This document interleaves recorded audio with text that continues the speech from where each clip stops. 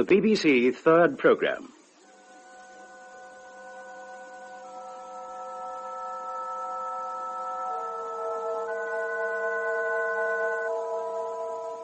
We present Ralph Richardson as Professor Arnold Rubek and Irene Worth as Irene in When We Dead Awaken, a dramatic epilogue by Henrik Ibsen, translated from the Norwegian by Michael Mayer, with Barbara Jefford as Maja and Gordon Jackson as Ulfhejm. When We Dead Awaken.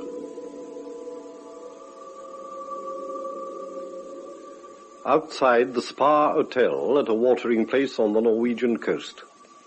It is an open, park-like space with fountains, shrubs, and clumps of large old trees. On the left stands a little pavilion, covered with ivy and wild vine. In the background is the fjord, stretching right out to sea, with tongues of land and small islets in the distance. It is a still, hot summer morning. Professor Rubek and his wife, Maja, are seated in basket chairs beside a laid table on the lawn outside the hotel. They have just lunched.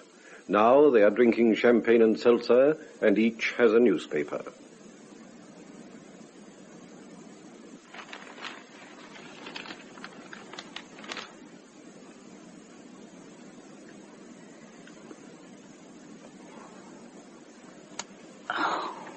Oh, God.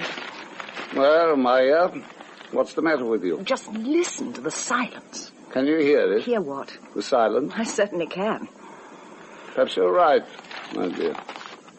One really can hear the silence. God knows one can, when it's as deafening as it is here. Here at the hotel, you mean? Everywhere in Norway. Oh, down in the city it was noisy enough, but even there I thought all that noise and bustle had something dead about it. Aren't you happy to be home again, Maja? Are you? I? Yes. Well, you've been abroad so much longer than I. Are you really happy to be home again? No, to be perfectly honest, not really happy. There, you see, I knew it. Perhaps I have been abroad too long. This northern provincial life seems foreign to me. Let's go away again, as quickly as possible. Well, we are going, Maja, you know that. Well, why not now, right away? We could be so comfortable there in our lovely new house. Shouldn't you rather say our lovely new home? I prefer to say house. Let's use that word. You're a funny little creature, really. Am I so funny? I think so. Why? Because I don't want to stay pottering around up here? Who was it who was so insistent that we should come north this summer? I suppose it was I. Well, it certainly wasn't I. Oh, but good God, how could I have known everything would have changed so dreadfully, and in such a short time? I mean, it's only just 4 years since I went away. Since you got married, you mean? Married? What's that got to do with it? Since you became Mrs. Arnold Rubek, mistress of a beautiful home. Oh, I beg your pardon, I should have said a handsome house. In a villa on the Taunitzer See, surrounded by all the best people. It is very fine and handsome, Maja, there's no denying that, and very spacious.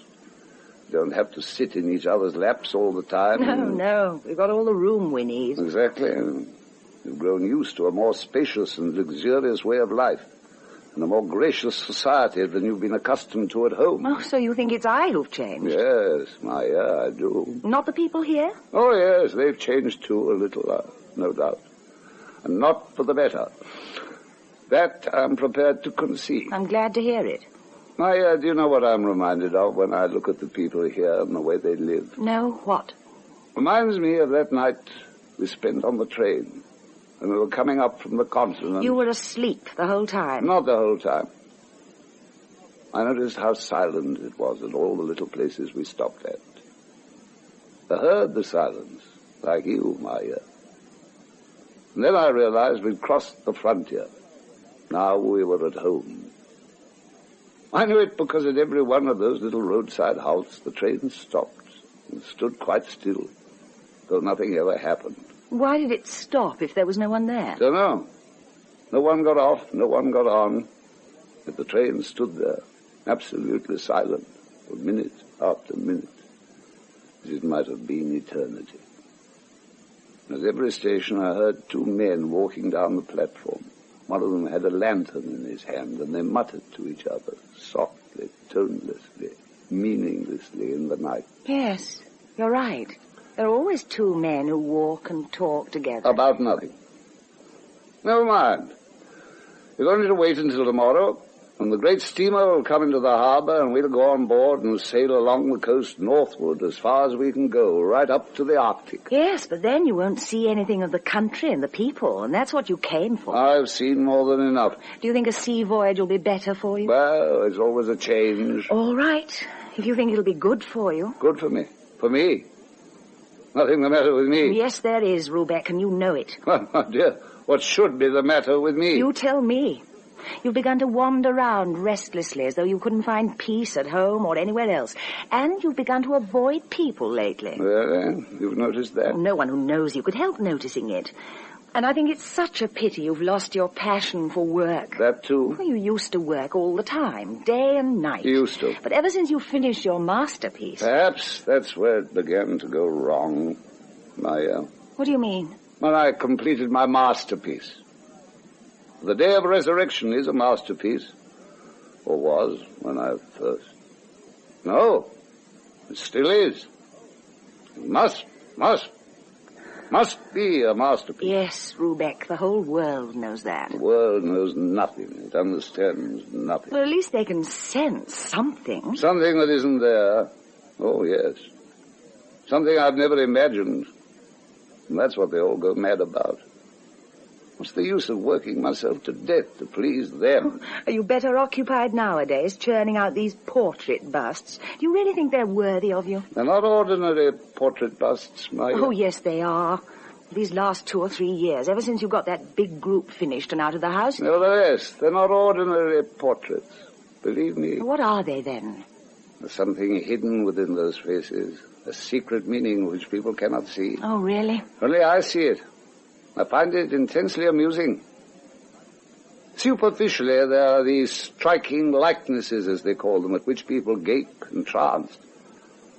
Deep within, I've sculpted the righteous and estimable faces of horses, the opinionated muzzles of donkeys, the lop ears and shallow brows of dogs, the overgorged chaps of swine, and the dull and brutalized fronts of oxen. All nice domestic animals, poor dears. Just nice domestic animals, Maja.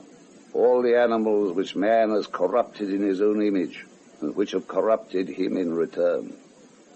These disingenuous works of art, of which our honest burghers commission from me and pay for in good faith and solid cash, oh, they're almost literally worth their weight in gold. Oh, shame on you, Rubek. Here, drink some more champagne. Be happy. I am happy, Maja. Really happy. In a way. I mean, there's a certain happiness in feeling absolutely free and independent, in having everything one could possibly wish for. Everything material, I mean. Don't you agree, Maja? Oh, yes, I suppose so. It's not to be despised. But do you remember what you promised me that day when we agreed on this arrangement? Agreed that we two should marry? It was a little difficult for you, wasn't it, Maja? And I was to go abroad with you and stay there and enjoy myself always. Can you remember what you promised me then? I'll be damned if I can. What did I promise you? You said you would take me with you to the top of a high mountain and show me all the glory of the world. I promised that to you, too. Me, too? Who else? No. I only meant, did I promise to show you? All the glory of the world. Yes, that's what you said. And all the glory was to be mine and yours, you said. It was a phrase I used to be fond of. Only a phrase? Yes, from my school days. I used to say it to the other children when I wanted to get them to come up and play with me in the forest or up in the mountains. Perhaps that was all you wanted me for, to play games with. Well, it's been quite an enjoyable game, hasn't it, Maja? I didn't go away with you just to play games. No, I dare say not. And you never took me with you up any mountain to show me the... All the glory of the world. No, I didn't. Fact is, little Maja, you're not exactly made to climb mountains. You seem to think I was once. 4 or 5 years ago. 4 or 5 years. It's a long time, Maja. Has it seemed so long to you, Rubek? Begins to seem a little long now. That's now and then. Well, I won't bore you any longer. Is the Frau Professor offended? Not in the least. May I have the honor to wish you a good morning, madam? Good morning, Professor. Good morning, Inspector. May I inquire whether you spent a good night, madam? Thank you, yes, excellent. As far as I'm concerned, I always sleep like a log. I'm delighted to hear it. One's first night in a strange bed can sometimes be a trying experience. And you, Professor? Oh, I always sleep badly, especially recently. Ah, I'm sorry to hear that. But a few weeks here with us and things will be different. Tell me, Inspector, have you a patient who's in the habit of bathing at night? At night? No, I've never heard of such a thing. You haven't? No, I don't know of anyone here who's so ill as to require that. Well, is there someone who takes a nightly walk in the park? No, Professor, that would be against the regulations. For heaven's sake, Rubek, I told you this morning you've been dreaming. Really, have I? Thank you. Inspector, it so happens I couldn't sleep last night, so I got up. Wanted to see what kind of night it was. Yes, Professor. So I looked out of the window. Saw a figure dressed in white over there among the trees. And the professor says this figure was wearing a bathing dress. Well, something of the sort, I said. I couldn't see closely enough. I'd only tell it was something white. Most remarkable. Was it a gentleman or a lady? A lady, I'm almost sure. But behind her walked another figure, and this second figure was quite dark, like a shadow. A dark figure? Was it black? Yes, it appeared so to me. And it walked behind the white figure, close behind her? Yes, a little way behind. Ah, then I may be able to explain this mystery for you, Professor. Well, tell me. You mean he wasn't dreaming after all? Shh. Professor, look over there. Lower your voices for a moment, please. Look. The lady dressed in white. And a woman in black. A nun. Or is she her servant? Shh.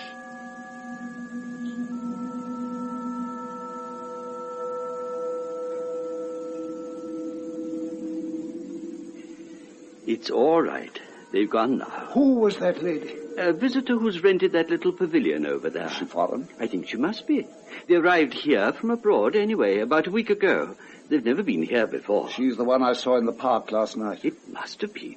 The thought occurred to me at once. What is the lady's name, Inspector? She registered as Madame de Sartov and Companion. That's all we know. Sartov. Do you know anyone of that name, Rubek?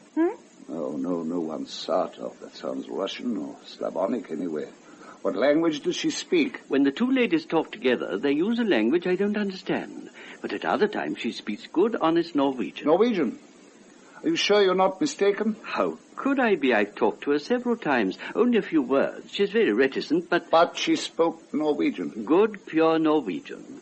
Possibly with a slight northern intonation. That, too. Perhaps the lady's been your model at some time, Rubek. Think back now. Model? Yes. When you were young. Well, think of all those models you used to have. In the old days, I mean. No, little Maja, to tell the truth, I've only ever had one model, only one for everything I have created. I'm afraid I must ask you to excuse me now. I see someone coming whom I'd rather not speak to. Especially when a lady is present. Who's he? Who's the hunter? That is Squire Ulfhejm from... Oh, Squire Ulfhejm. The bear baiter, they call him. I know him. Yes. Who doesn't? Only slightly. Has he come here for treatment at last? No, surprisingly enough, not yet. He just passes through once a year on his way up to his hunting grounds. Please excuse me. Wait a minute, damn your eyes. Why do you always scuttle away when I come? I was not scuttling, Squire Ulf. Now, what kind of a way is that to receive visitors, eh? Running away with your tail between your legs as though the devil was in your heels? Have you, come with the steamer, sir? Ain't had the pleasure of seeing any damn steamer. Don't you know I always sail on my own cutter? Laws, take good care of your fellow creatures. Keep 'em ravenous, though. Fresh meat bones, but not too much meat in them, mind. And be sure it's reeking raw with plenty of blood in it. And get something in your own belly, too. Oh, get the hell out of here. Won't you go into the restaurant, sir? Among all those dead flies and half-dead people, no thank you, Inspector.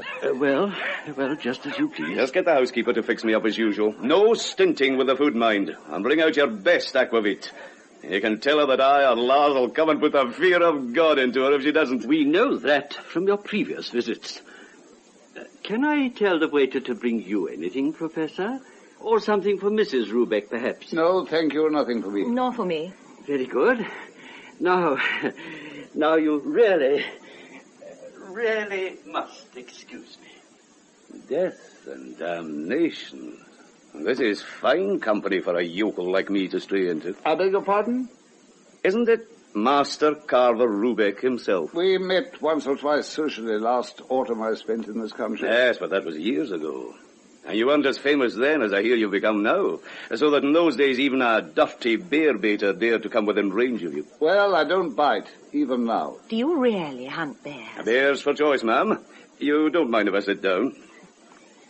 But if they're not to be had, I'll take any wild thing that crosses my path. Eagles, wolves, women, elks, reindeer, as long as it's fresh and juicy and has good red blood in its veins. But bears for choice? For choice, yes. If they give any trouble, you can use your knife. We both like tough material to work on, ma'am, your husband and I. He struggles with his blocks of marble, I suppose it'd be, and I with the bear. And both of us conquer our material in the end, make ourselves masters over it. We don't give up till we've brought it to heel, however strongly it resists us. There's truth in that. Yes, high up in the mountains. I dare say you've never been up to the top of a mountain, Mrs. Rubek. No, never. Death and damnation, then make sure you go up this summer. Come along with me. I'll take you both, gladly. Thank you, but my husband is thinking of going on a sea voyage this summer. Only along the coast, among the islands. Why the devil do you want to waste your time in those tepid gutters? I never heard of such an idea. Frittering away the summer in that ditchwater. Dishwater, I call it. Do you hear that, Rubek? Now, come with me up to the mountains. It's clean up there. No people. You can't imagine what that means to me. But a little lady like you, Mrs. There's that nun again. Look at her, eh? That black crow. Who's going to be buried today, Professor, eh? No one that I know of. Well, then someone must be at death's door. People who don't know how to keep themselves healthy ought to have the decency to get themselves buried and not waste time about it. Have you never been ill, Squire Ulfhejm? Never. If I had, I wouldn't be sitting here. Some of my best friends have, though. And what did you do for them? I shot them, of course. Shot them? Shot them dead? I never miss, ma'am. But what could induce you to kill human beings? Who's been talking about human beings? Well, you said your best friends. I was referring to my dogs. Are they your closest friends? None closer. Fine sense of honor. Never let you down. 100% loyal. Grand sportsman. As soon as one of them turns sick or starts to mope, bang! Off he goes into the next world. Here she comes again. The black crow. Look at what she's carrying. Call that food for human consumption, watered milk and soft, mushy bread. And you ought to see my fellows eat. Would you like to see them? Yes, I'd love to. Spoken like a woman of spirit, ma'am. Come with me, then. Great red meat bones. They swallow 'em whole, cough 'em up, and then gulp 'em down again. It does your heart good to watch 'em. Come along and I'll show 'em to you. Right. And we'll talk some more about this trip up into the mountains. As they go, the strange lady dressed in white comes out of the small pavilion and goes to the table where the nun has put down food for her. Rubek rises and crosses over to her.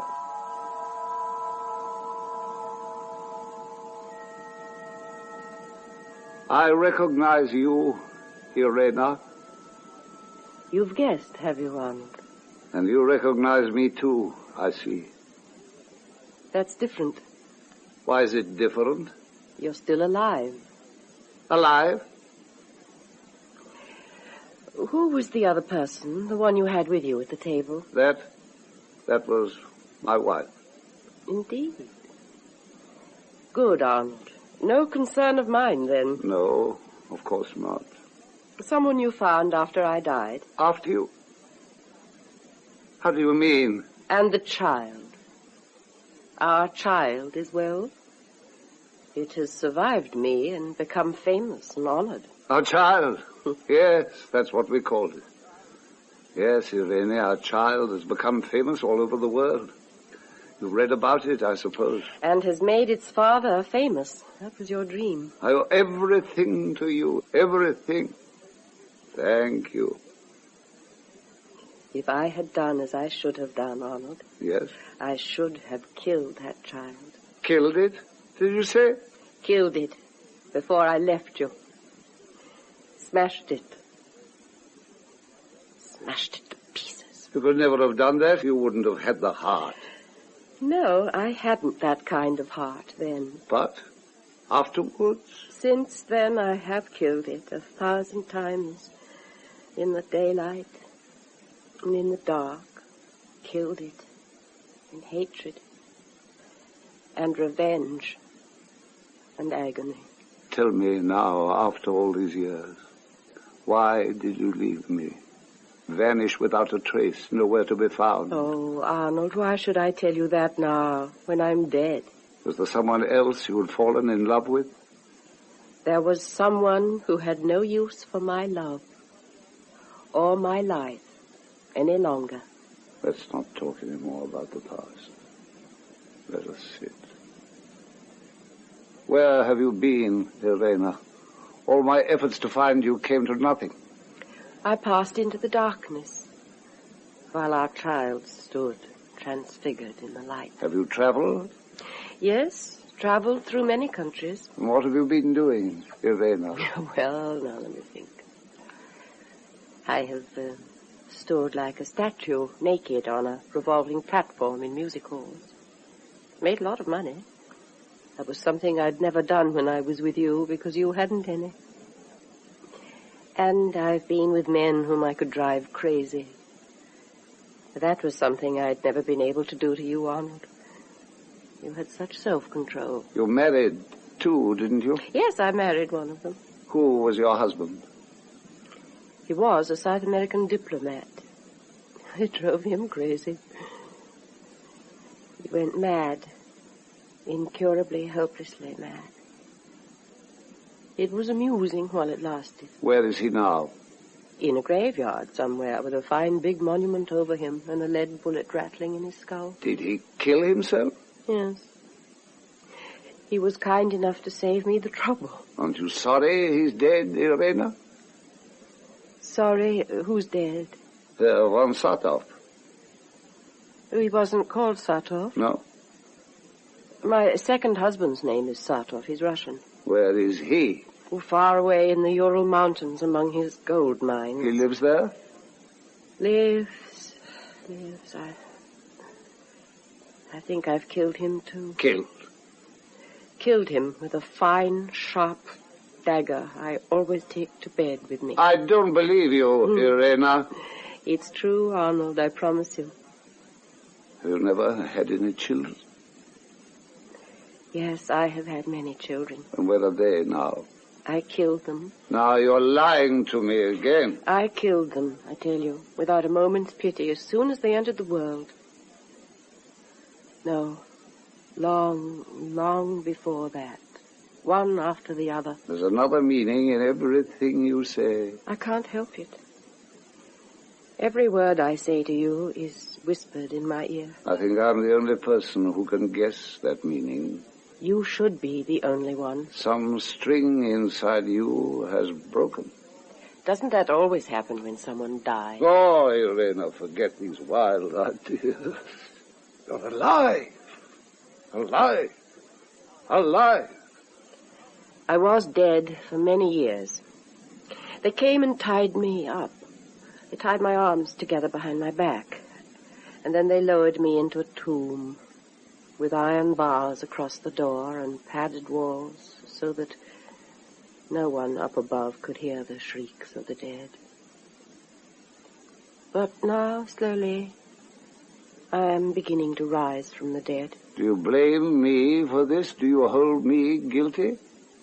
Yes. Guilty of your death, as you call it? Guilty of leaving me no future but death. Look, Irene, we two are sitting together as we used to in the old days. A little apart, as in the old days. That's how it had to be then. Had to? There had to be a distance between us. Was it so necessary, Arnold? Do you remember what you said when I asked you if you would leave home and come with me out into the world? I promised that I would go with you to the end of the world and to the end of life, and that I would serve you in all things. As a model for my work. free and naked. And you did serve me, Irene, joyfully, gladly, unstintingly. Yes, with all the trembling blood of my youth. Too true you did. I knelt down at your feet and served you, Arnold. But you... I never wronged you. Never, Irene. Yes, you did. You wronged my inmost being. I? Yes, you. I stripped myself naked for you to gaze at me. And you never once touched me. Irene, don't you understand that your beauty often drove me almost out of my mind? And yet if you had touched me, I think I would have killed you on the spot. I had a sharp needle always with me. I hid it in my hair. Yes, but... No. How could you? I was an artist, Irene. An artist, yes. Before all else, I was an artist.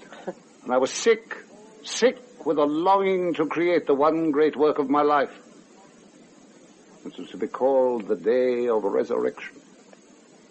I conceived it in the likeness of a young woman, awakening from the sleep of death. Our child, yes. She, this awakening girl, was to be all that is noble, all that is pure perfection in woman.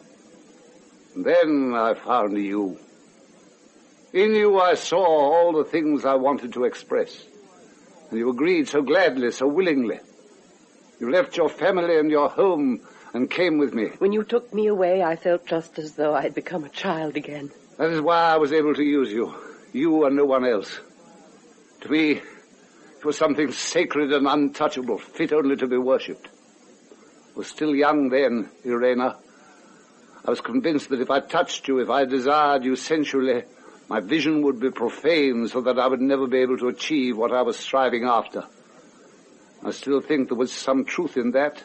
The child of the mind first. The child of the body second. Condemn me if you will, but I was so completely dominated by my task, and so exultantly happy in it. And you accomplished your task, Arnold. Thanks to you, bless you, yes, I accomplished my task. I wanted to create woman as she will appear when she wakes, pure and undefiled on the day of resurrection. Not marveling at what is new, the unknown, the unimagined, but filled with a holy joy at finding herself unchanged, she, a mortal woman, in the higher, freer, happier kingdom after a long and dreamless sleep of death. That is how I created her. I created her in your image, Irene. And then you were finished with me. Irene. You had no further use for me. How can you say that? You began to look round for other ideals to inspire you. I found none after you. No other models, Arnold? You were not a model to me. You were my inspiration. What have you created since then? In marble, I mean, since the day I left you. Nothing. I wasted the years in carving trivialities. And the woman you're living with now? Don't speak of her now. Where do you intend to go with her? On a long, tedious trip up north along the coast. Go high up into the mountains, Arnold. As high as you can go. Higher, higher, always higher. Are you going up there? Dare you meet me again? If only we could. Ah, if only we could. Why shouldn't we, if we want to? Come. Come, Arnold. Oh, please, come up to me. You can say what you like, Rubek, but... Oh, excuse me. You've made a new acquaintance, I see. I have renewed an old acquaintance. What were you saying? I was saying, you may do as you like, but I am not going with you on that awful steamer. Why not? I want to go up into the mountains and the forests. Oh, I'd so love to. Oh, you must let me, Rubek. I'll be so good if you do. Who's given you these ideas? He, that horrible man who kills bears. Oh, you can't imagine what extraordinary things he's been telling me about the mountains and the life up there. He's been making up the most horrible and frightening stories. I'm sure they're only stories, but somehow he makes it all sound wonderfully attractive. Oh, may I go up there with him, just to see if all he says is true? May I, Rubek? Go by all means, as far as I'm concerned. Yes, go up into the mountains, go as far as you please, stay as long as you please. I may possibly be going up there myself. Oh, no, you needn't trouble to come. Not for my sake. Ah, but I want to go up into the mountains. I've made up my mind to it now. Oh, thank you. May I run and tell him at once? Tell him anything you like. Oh, thank you. Oh, how sweet and kind you are today, Rubek.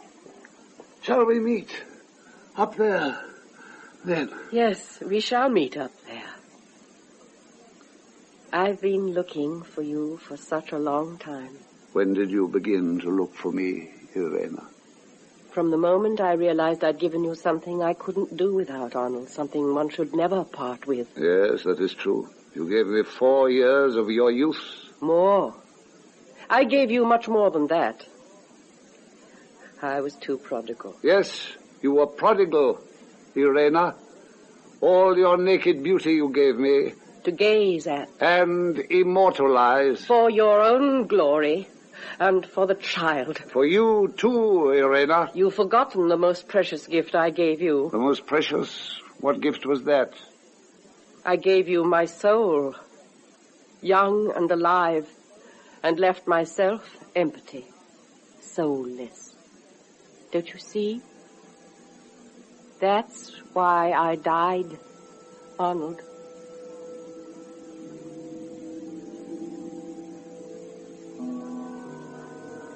I must go. But, Irene.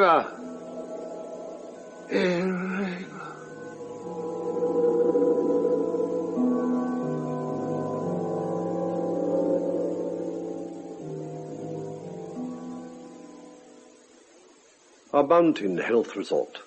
The landscape of vast treeless plateaus stretches away towards a long mountain lake. Beyond the lake towers a range of mountain peaks with bluish snow in their crevices. A stream divided into rivulets ripples down a steep wall of rock and flows out smoothly across the plateau. The stream is lined with brushwood, plants, and boulders. There is a small hillock with a stone bench on its top. In the distance, beyond the stream, a number of small children sing, dance, and play. It is a summer evening, just before sundown.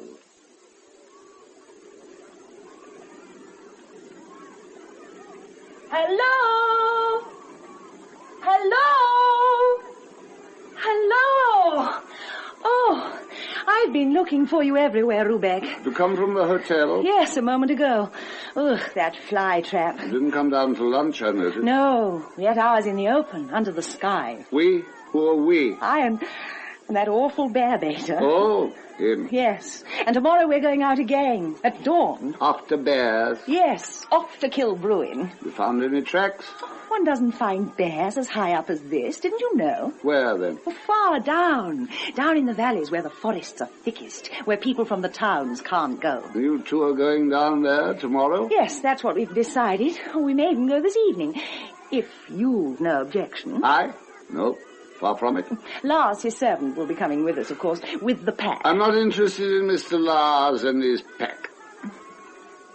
Won't you come and sit here beside me? No, thank you. Oh, I'd rather be in this soft heather here. I can see you're tired. I think I'm beginning to be. Always comes afterwards, when the excitement's over. Yes. I think I'll close my eyes. Oh, Rubek, how can you bear to sit here and listen to those children yelling and watch them jumping around? There's a kind of harmony in their movements, almost like music. But isolated moments among all the clumsiness. It amuses me to sit and wait for those moments. Always the artist, aren't you? Yes, please God. There's nothing artistic about him. About whom? Him, you know. The bear baiter, you mean? Yes. Nothing artistic about him. Nothing at all. I don't doubt that for a moment. He's so ugly. So ugly. So ugly. Ugh. Is that why you're so delighted to be going off with him into the forest? I don't know. You're ugly too, Rubek. Have you only just discovered that? No, I've noticed it for a long time. One grows older, Maja. I don't mean that. There's something so tired about your eyes when you deign to look at me, which isn't often. You've noticed that, have you? Little by little, a kind of evil expression has crept into them, almost as though you were plotting something against me. Really? Come here and sit beside me, Maja. Let us have a little talk. May I sit on your knee, then, like I used to? No, you mustn't do that. People can see us from the hotel. Come and sit here on the bench beside me. No, thanks. In that case, I'd rather stay where I am in the heather. I can hear you quite well from here. Well, what was it you wanted to talk about? What do you think was my real reason for agreeing to make this trip to Norway? Well, you said, among other things, that it'd be so good for me. But now I don't believe that was the real reason. Well, what do you think the reason was? I think it was because of that pale lady. Mrs. von Sartov? Yes, the one who follows us round all the time. Yesterday evening she turned up here, too. But why on earth should that... Well, you knew her very well, didn't you? Long before you knew me. I've forgotten her, too. Long before I knew you. Do you forget so quickly, Rubek? Very quickly. When I want to. Even someone who's been your model? When I no longer have any use for A that. woman who's stripped herself naked for you. That means nothing to us artists. Besides, how, if I venture to ask, could I possibly have guessed that she was in this part of the country? You could have read her name in a visitor's list in a newspaper. Yes, but I didn't even know the name she uses now. I'd never even heard of von Sartov. Oh, Lord, well, I suppose you must have had some other reason for wanting to come here then. Yes, Maja. I had another reason. Quite a different reason. And that's what we've got to talk about sooner or later. Lord, how solemn you look. You're beginning to make me curious, Rubek. Not worried? Not in the least. Good. Then listen. You said that day down at the spa that you thought I'd become very nervous these past months. Yes, so you have. And why do you suppose that is? How should I know?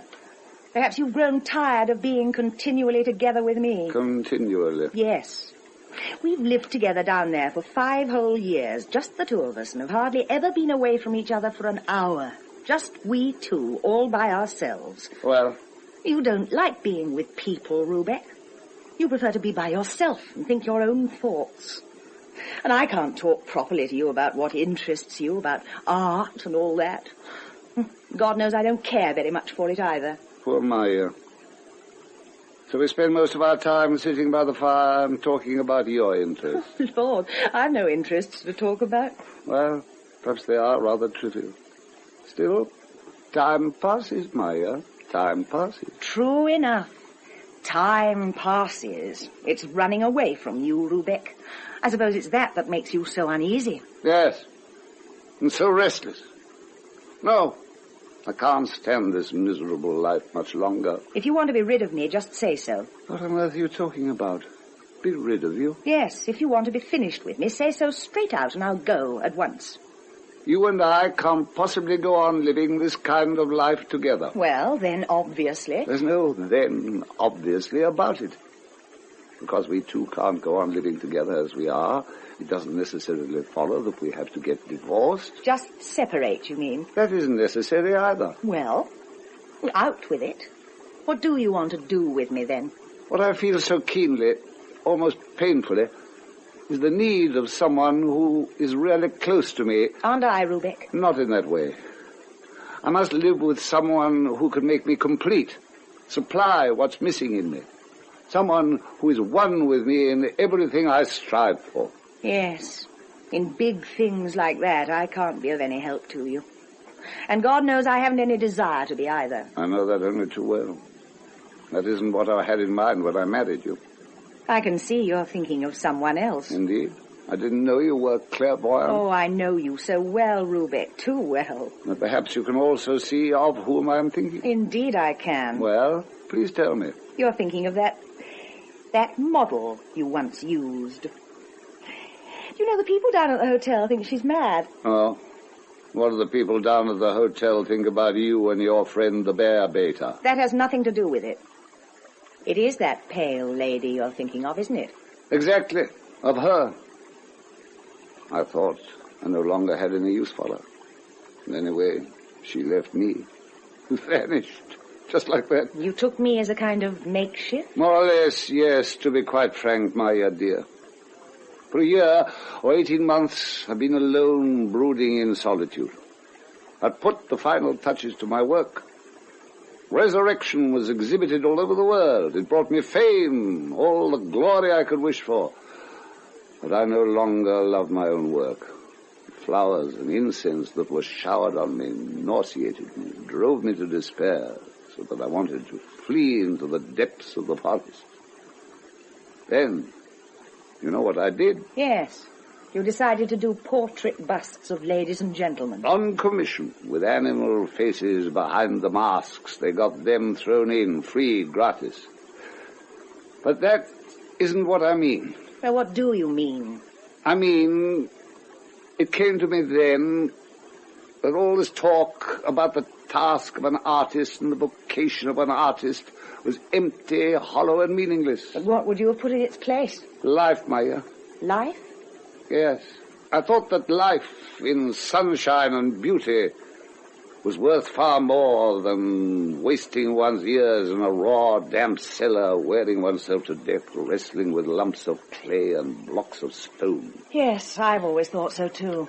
So then I became rich enough to live in luxury and the idle sunlight, to build myself a villa on the Taunitzer See, and a mansion in the capital, and all the rest of it. And to cap it all, you could afford to buy me, and gave me leave to share your wealth with you. Didn't I promise to take you with me up a high mountain and show you all the glory of the world? Well, you may have brought me up quite a high mountain, Rubek, but you haven't showed me all the glory of the world. How impossible you are to please, Maja. Quite impossible.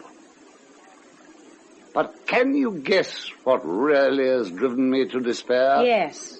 The fact that you've tied yourself to me for life. I wouldn't have put it quite so heartlessly. That doesn't make the thought less heartless. Don't understand what really goes on in an artist's mind. Oh, good heavens, I haven't the faintest idea what goes on inside my own mind. I lived so fast, Maja. We live like that, we artists. I've lived through a whole lifetime in the few years we two have known each other. And I've come to realize that it's not within my power to find happiness in idleness and soft living. Life is not shaped like that for me and my kind. I must go on working, creating incessantly until I die. That's why I can't go on with you any longer, Maja. Just you and I. Does that mean, in plain words, that you've grown tired of me? Yes, that's what it means. I've grown bored, intolerably bored and tired of living with you. It's drained all my vitality. Now you know. These are hard and ugly words. I know that well. You're not to blame, I admit that willingly. It's only in me that this change, this revolution has occurred. This awakening to the life that is really mine. Well, why in God's name can't we part, then? Would you be willing? Yes, if there's no alternative. But there is an alternative. There is a way. Now you're thinking of that pale lady again. Yes, to be honest, my thoughts always return to her.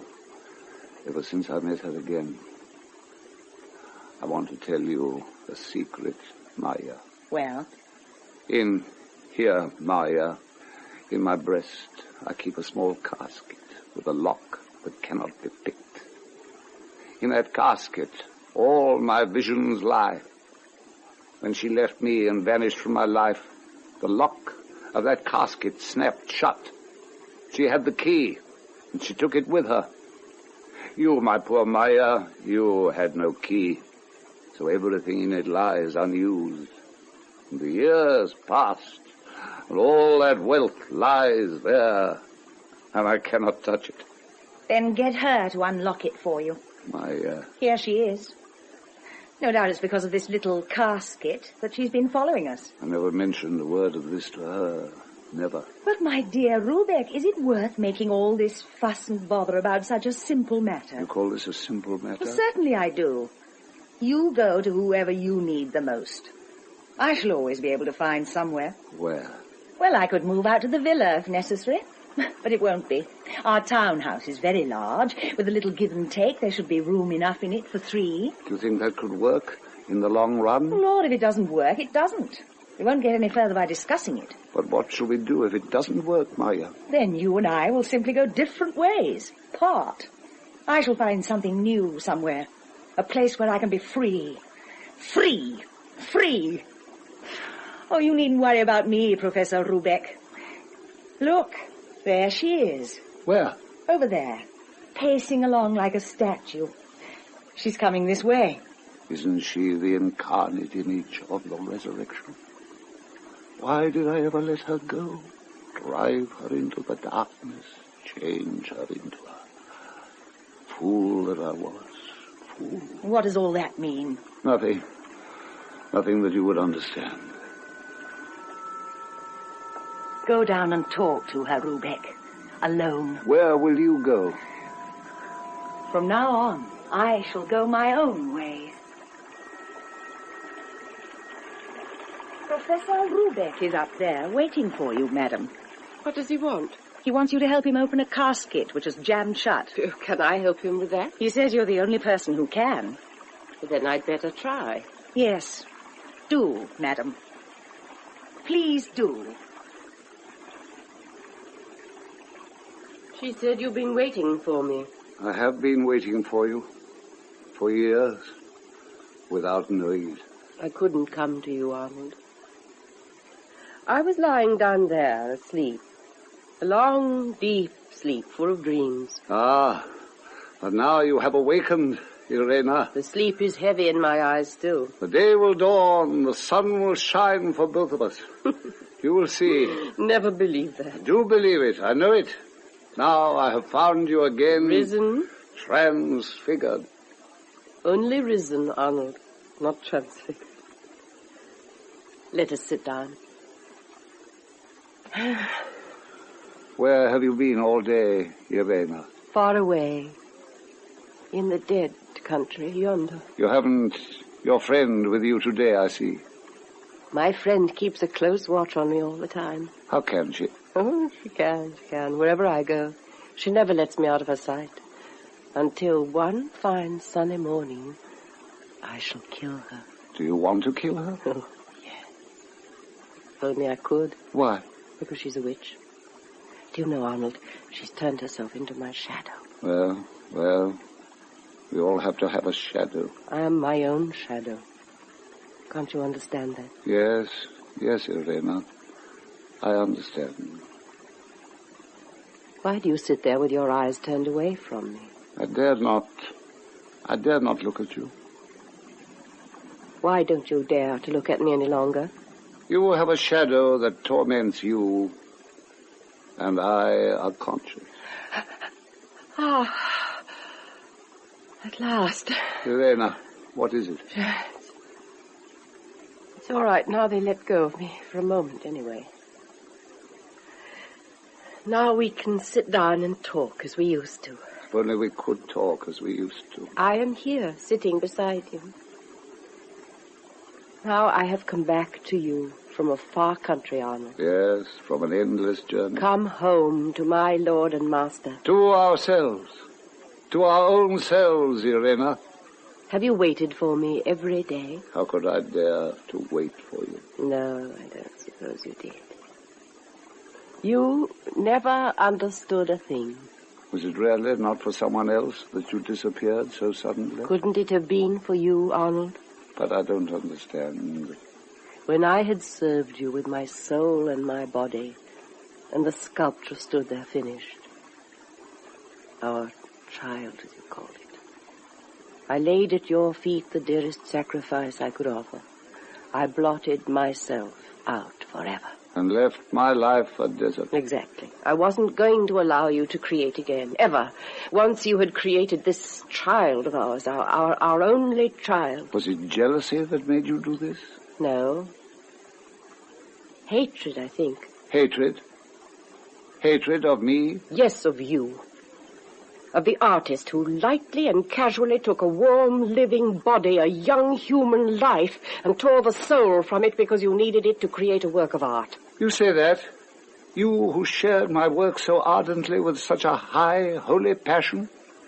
That work for which we met each morning as for an act of devotion? There is one thing I must tell you, Arnold. Yes? I never loved your work before I met you, nor afterwards. But the artist, Irene? I hate the artist. The artist in me, too? Most of all in you. When I stripped myself naked and stood there before you, I hated you, Arnold. That's not true, Irene. You didn't. I hated you because you could stand there so unmoved. Unmoved. So intolerably in control of yourself, then. And because you were an artist, only an artist, not a man. But that statue of wet and living clay, her I loved as she rose out of that raw and formless mass, a human child with a soul. She was our creation, our child, with a soul, mine and yours. It was, in spirit and in truth. It's for our child that I've made this long pilgrimage. For that marble image. Oh, call it what you will. I call it our child. Now you want to see it, finished, in marble, which you always said was so cold. Perhaps you do not know that it now stands far away in a great museum. I heard a story to that effect. You always hated museums. You called them tombs. I want to make a pilgrimage to the place where my soul and the child of my soul lie buried. You must never see that statue again. Do you hear, Irene? I beg you, never see it again. You think that I would die a second time? I don't know what I think. How could I ever have known you would have become so obsessed with this statue? You who left me before it was complete. It was complete. That was why I was able to leave you. Leave you alone. In the end, it changed. Became different, Irene.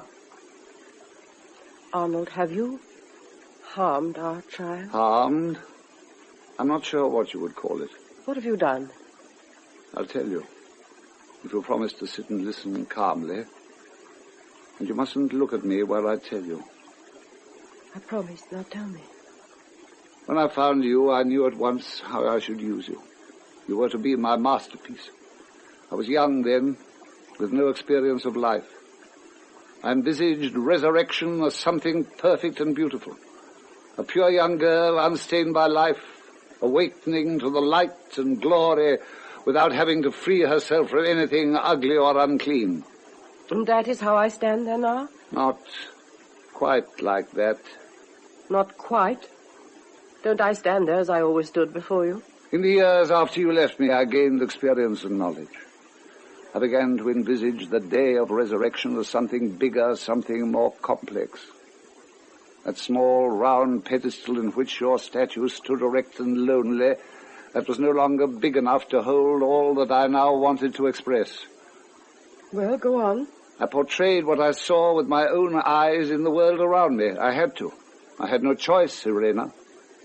I enlarged the pedestal. I made it broad and spacious. On it I set a small lump of our curved and fissured earth. And out of the fissure swarmed people with faces of beasts beneath their human masks. Women and men as I knew them from life. But in the middle of the throng, the young woman stands with the light of happiness transfiguring her face. I do, don't I, Arnold? Not quite in the middle. Unfortunately, I had to move the statue back a little for the sake of the composition, you understand. Otherwise, it would have dominated it too much. But the light of wonder and joy still shines on my face? Yes, Irene, it does. In a way, that is, a little subdued, perhaps, to accord with the changed vision I had of life. And this new image expresses life as you see it now, Arnold? Yes, I suppose so. And in this image you've portrayed me as a background figure in a crowd? No, not a background figure, no. At the worst, I'd call it a middle ground figure, or thereabouts. Now you have pronounced judgment on yourself. Judgment? My whole soul, you and I, we and our child were in that lonely figure. Yes, but listen to how I've portrayed myself in this group. In the foreground, beside a spring, as it might be here, there sits a man weighed down by guilt. He cannot free himself from the earth's crust. I call him remorse for a forfeited life. He sits there, dipping his fingers in the rippling water to wash them clean. He's gnawed and tormented by the knowledge that he'll never succeed. He'll never, in all eternity, free himself and be granted resurrection. He must stay forever in his hell. Poet. Why, poet? Because you're soft and self-indulgent and so ready to forgive all your own sins, everything you've ever done or thought. You killed my soul, and then you model yourself as a figure of penance and remorse. And in your eyes, that settles your account. I'm an artist, Irene. I'm not ashamed of the frailty inherent in my nature. I was born to be an artist, you understand? I shall never be anything else. You are a poet, Arnold. You dear, big, aging child. Can't you see it? Why do you keep on calling me a poet? Because there's something condoning in that word, my friend. It is a word that condones all sins and spreads a cloak over every weakness. But I was flesh and blood once. I, too, had a life to live and a human destiny to fulfill, but I turned my back on it all, threw it away to serve you. It was suicide, a mortal sin against myself, and that is a sin I can never expiate. I should have born children into the world, many children, real children, not the sort that are hidden away in tombs. That should have been my calling. I should never have served you. Poet. But those were wonderful times we had, Irene. Miraculous, wonderful times, now that I look back. Can you remember a little word you said to me when you'd finished? Finished with me and with your child.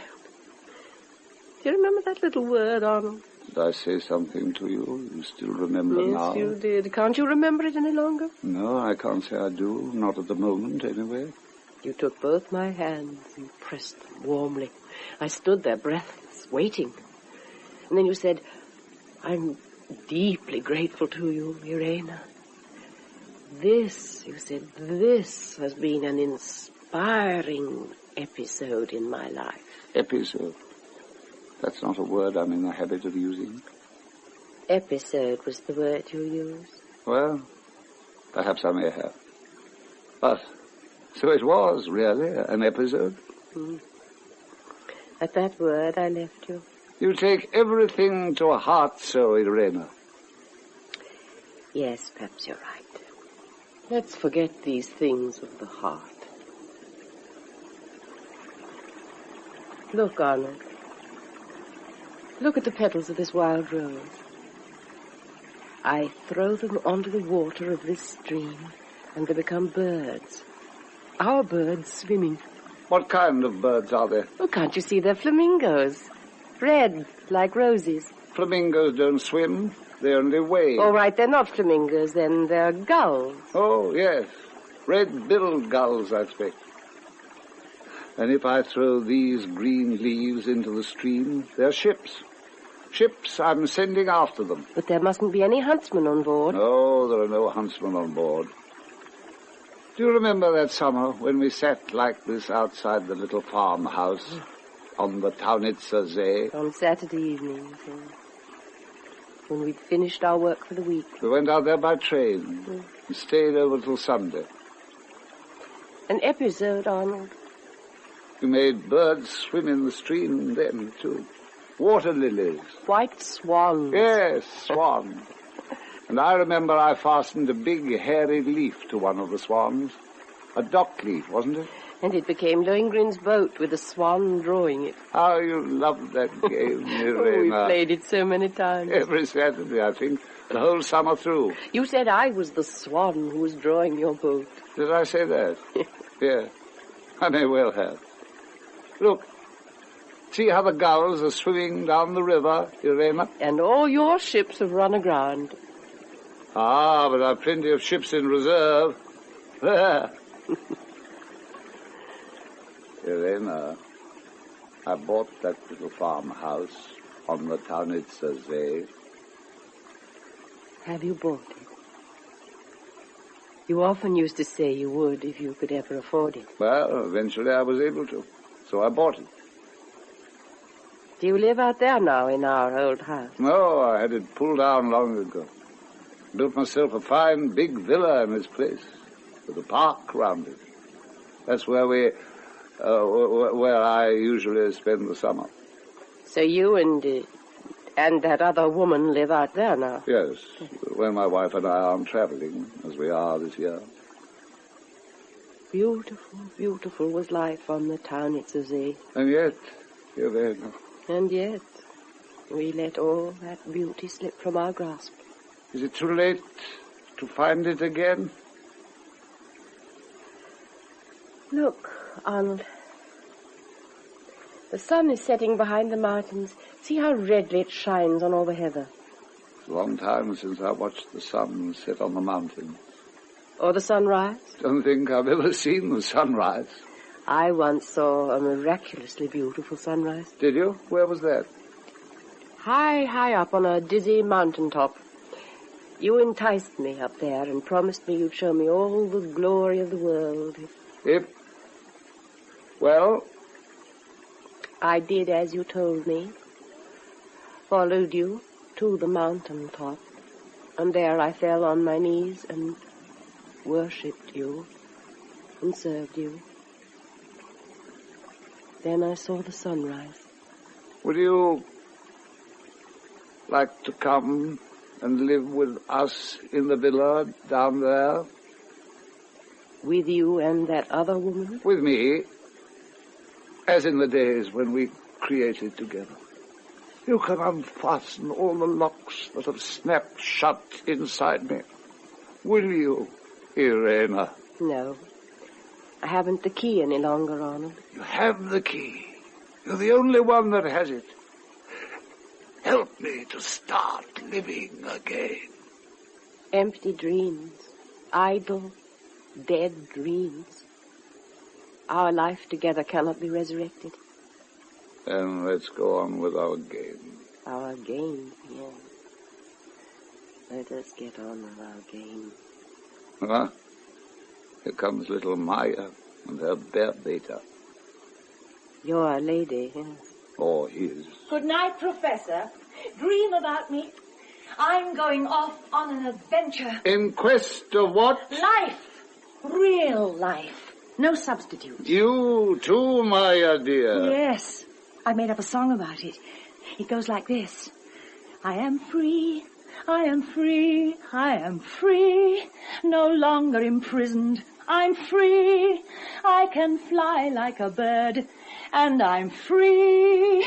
Yes, I believe I've awoken at last. It sounds like it. Oh, how heavenly it feels to be awake. Good night, Maja, and good luck to you. Don't say it. We don't want any of your goddamn blessings. Can't you see we're going hunting? What will you bring me home from the hunt, Maja? I'll bring back a fine hawk for you to model. I'll wing one for you. Yes, winging birds is rather in your line, isn't it? Just let me take care of my own life from now on. Goodbye. Have a nice, quiet summer night on the mountains. Thank you. And damn bad luck to you both, and to your hunting. Now, that's the kind of blessing I like to hear. Thank you. Thank you, Professor. Summer night on the mountain. Yes, that would have been life Would you like to spend a summer night on the mountain with me? Yes, yes. Come. My love. My lord and master. Oh, Irene. It will be an episode. Shh. Don't look round, Arnold. What is it? There's a face staring at me. Where? Ah, your guardian in black. We must part now. No, don't move. Do as I say. You mustn't come with me. We'll meet tonight on the mountain. Will you come, Irene? Yes, I shall come. Wait for me here. Summer night on the mud with you. Oh, Irene. That could have been our life. And we have wasted it. We only learn what we've lost When? When we dead, awaken. What do we learn then? We learn that we have never lived. I must go now.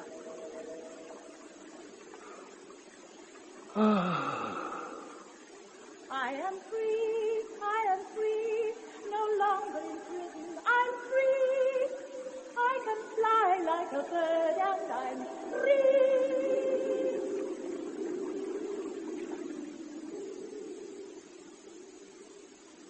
A wild, broken mountaintop with a sheer precipice behind. Snowy peaks tower up, losing themselves in drifting mist.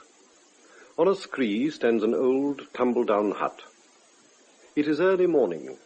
Dawn is breaking. The sun has not yet risen. Let me go. Let me go, I tell you. Steady now, you'll be biting me next. Oh, you're as snappish as a vixen. Let me go, I say. Try to behave yourself. I'm damned if I will. Then I won't go a step further with you. From here, not one step. How do you think you'll escape from me up here, eh? I'll run down there if need be. And smash yourself into dog's meat. A fine, savoury blood pudding you'd make. All right, go ahead. Run down the mountainside if you want to. It's as sheer as a wall. There's only one narrow path down, and that's as near as damn it impossible. Oh, you're a fine one to go hunting with. That's all in the sport. You call this sport, do you? Yes, my fine lady. The kind of sport I like best. Well, I must say. Why did you let the hounds loose up there? To give them the chance to hunt a little on their own, That's too. quite untrue. It wasn't for their sake you let them loose. Well, why did I then? Tell me. Because you wanted to be rid of Lars. You told him to run after them and catch them. And meanwhile... And meanwhile? Never mind. Lars won't find them. You don't need to worry about that. He won't come back before he's time. No, I'm sure he won't. Lars knows my hunting habits, you see. Do you know what you're like, Squire Ulfhejm? I'm like myself. You're exactly like a fawn. A fawn? Isn't that some kind of a monster, a wood demon or something? Yes, just like you. With a beard like a goat and legs like a goat. Yes, and horns, too. Oh, by Jove, horns, too. A pair of beastly horns, just like you. Why, can you see my poor little pair? Yes, quite plainly. I'd better tie you up, then. Have you gone mad? Tie me up? If I'm a monster, I might as well play the part properly. So that's the way of it. You can see my horns, can you? Now, please, try and behave yourself, Squire Ulfhejm. But where's this hunting lodge of yours you were talking so much about? You said it was around here somewhere. There it is, right in front of your eye. That old pigsty? It's housed more than one princess in its time. Was it there that horrid man you told me about went into the princess disguised as a bear? Yes, my fair huntress, this was the very place. If it should please you to step inside. Ugh. Set foot in that place. Ugh. Oh, two people can while away a summer night very comfortably in there. Or a whole summer, for that matter. Thank you, I've no taste for that kind of thing. Well, I'm tired of you and your hunting expedition. I'm going down to the hotel before people wake up. How do you suppose you're going to do that? Well, that's your business. There must be a way down somewhere. Bless you, yes, there's a way down. Over there. You see, you can be a gentleman when you want to. Just you try it. Don't you think I dare? You wouldn't have a chance. Unless I help you. Well, come and help me then. What else are you here for? How would you rather I carried you? On my back? Oh, don't be ridiculous. Or in my arms? For heaven's sake, don't start that nonsense again. I did that to a young girl once. Picked her up out of the gutter and carried her away in my arms. Carried her on my hands. I'd have carried her right through life like that so that she shouldn't hurt her pretty foot against a stone. Her shoes were worn to shreds when I found her. And yet you picked her up and carried her on your hand. Lifted her up out of the mire and carried her as high and gently as I knew how. Do you know what thanks she gave me? No, what? She gave me horns, the ones you can see so clearly. Isn't that a funny story? Oh, yes, quite funny. But I know one which is even funnier. What's that? Once upon a time there was a little girl. She had a father and mother, but they were very poor. One day a great and powerful man appeared in their poor little house and picked the girl up in his arms, just like you, and carried her far, far away. Wanted to live like he did, eh? Yes. She was stupid, you see. And he was tall and handsome, no doubt? No, he wasn't so terribly handsome. But he made her believe he was going to take her up to the top of the highest mountain, where the sun would always shine. He was a mountaineer, was he? Yes, in his way. So he took the wench up with him? Took her up with him? Oh, yes. No. He led her into a cold, damp cage, which the sun and the fresh air never reached, or so it seemed to her. Though the walls were gilded, they were lined with great stone ghosts. Serve her right, damn it. Yes, serve her right. It's a funny story, though, isn't it? Well, look now. Listen to me. Well, what is it now? Why don't we two stitch our tattered lives together? Oh, is the squire turning poor man's tailor? Yes, couldn't we try to draw the rags together here and there so as to patch some kind of a life out of them? And when those poor rags have quite worn out, what then? And we shall stand there free and unashamed. Ourselves as we really are. You with your goat's legs. And you with your... Well, let that pass. Come on, let's go. Where to? Down to the hotel, of course. And then? Then I shall bid you a polite farewell and say, thank you, sir, for the pleasure of your company. I can offer you a castle. Like that pigsty It hasn't fallen down yet. And all the glory of the world. A castle, I said. Thank you, I've had enough of castles. With splendid hunting grounds for miles around. Is it full of great works of art, this castle of yours? I can't offer you any of those. I'm glad to hear it. Then, will you come with me? There's a tame bird of prey which keeps guard over me. We'll wing him, Maja. Come and carry me down this path, then. Yes, it's time we went. The mist is on it. Is it very dangerous, the way down? Not as dangerous as a mountain mist. I can see. Does it make you giddy to look over the edge there? Yes, it does. But look down there. Those two climbing up. It's only your bird of prey. And his strange lady. Can't we get down without their seeing us? Impossible. The path's too narrow and there's no other way down. Oh, well, let's face them here, then. Spoken like a true bear-baiter. Hello, Maja. So we meet again. At your service. Come right up, both of you. Ah, so you've been on the mountain all night too, like us? Yes, I've been hunting, with your permission. Have you come up that path? As you see. The strange lady, too? Yes, of course. The strange lady and I will not be going separate ways anymore. Don't you know that this path you've just climbed is a death trap? We tried it anyway. It didn't look too difficult at first. Nothing looks difficult at first. But then you come to a tight corner where you can't go on or turn back and you're stuck there fast, Professor. Fast as a rock. Are these meant to be words of wisdom, Squire? Words of wisdom be damned. Look up there at the peaks. Can't you see the storm's about to break? Don't you hear the wind rising? It sounds like the prelude to the day of resurrection. It's the wind blowing from the mountain, man. Look how the clouds are heaving and sinking. They'll be all round us soon like a winding sheet. Winding sheet. I know that feeling. Let's go down quickly. I can't take more than one. Get into that hut, the pair of you, and stay there till the storm's past. Then I'll send men up to fetch you down. To fetch us? No, no. Take you down by force if need be. This is a matter of life and death. Now you know.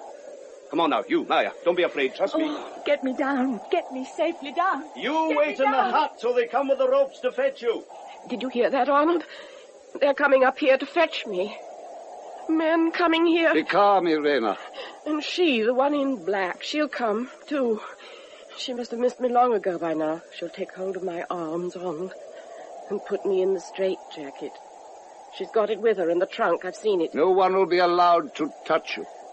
Oh, no, I've a way to stop them. What do you mean? This. A knife? Always, always, day and night, in bed. Give me the knife, Irene. I meant it for you, Arnold. For me? As we were sitting there last night down by the Taunitzer See. The Taunitzer? Outside the farmhouse, playing at swans and water lilies. Go on. I heard you say, clear as ice, cold as the grave, that I was only an episode in your life. You said that, Irene, not I.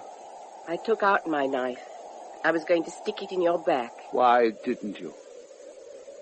I suddenly realized you were already dead. You'd been dead for years. Dead? Dead, like me. We sat there by the Taunitzer See, two clammy corpses playing our little game together. I don't call that death. Then where is the burning passion you fought against when I stood naked before you as the woman rising from the dead? Our love is not dead, Irene. The love which belongs to our life on earth. Oh, that beautiful, miraculous life is so full of riddles. That love is dead in us both. I tell you, that love burns as passionately in me now as ever it did. And I? Have you forgotten who I am now? Whoever you are, whatever you are, to me you are only the woman I see in my dreams of you. Too late. Too late. We are free. There's still time for us to live, Irene. The desire to live died in me, Arnold. Now I'm risen from the dead and look for you and find you. And see that you are dead and life is dead as I have been. No, you're wrong, wrong. Both in us and around us, life rages as fiercely and as joyously as ever. No. No, the woman whom you created, rising from the dead, sees life cold and lying on its bier. Let me put my arms around you. There. Let us two dead people live life to the full for one short hour before going down again into our graves. On. But not here in this half-darkness. Not here with this hideous, dank shroud flapping around us. No, no, up into the light, where glory shines. Up to the promised mountaintop. Up there we shall celebrate our wedding feast, Irene, my beloved. The sun may look on us, Arnold. All the powers of light may look on us, and all the powers of darkness, too. Will you come with me now, my bride of grace? Freely and willingly, my lord and master. First, we must pass through the mists, Irene, and then... Yes, through the mists. And then up to the top of our tower, where it shines in the sunrise.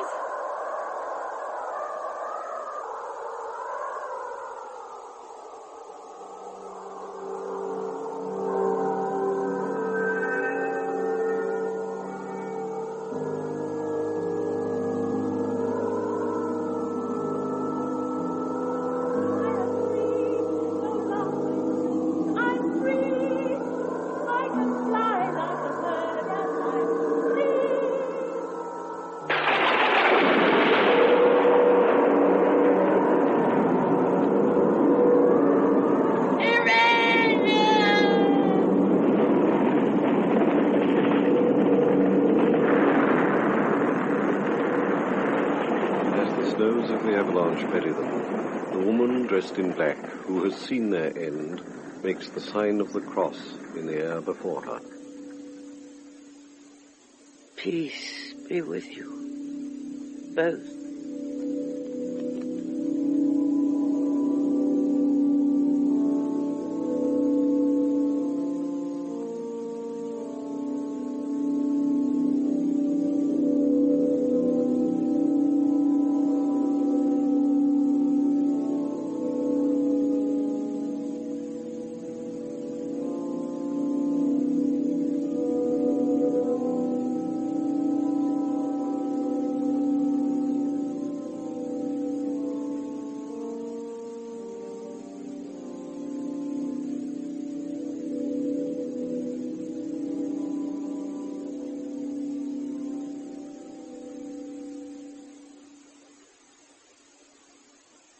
In When We Dead Awaken, by Henrik Ibsen, Ralph Richardson played the part of Arnold Rubek, and Irene Worth that of Irene, a lady traveller.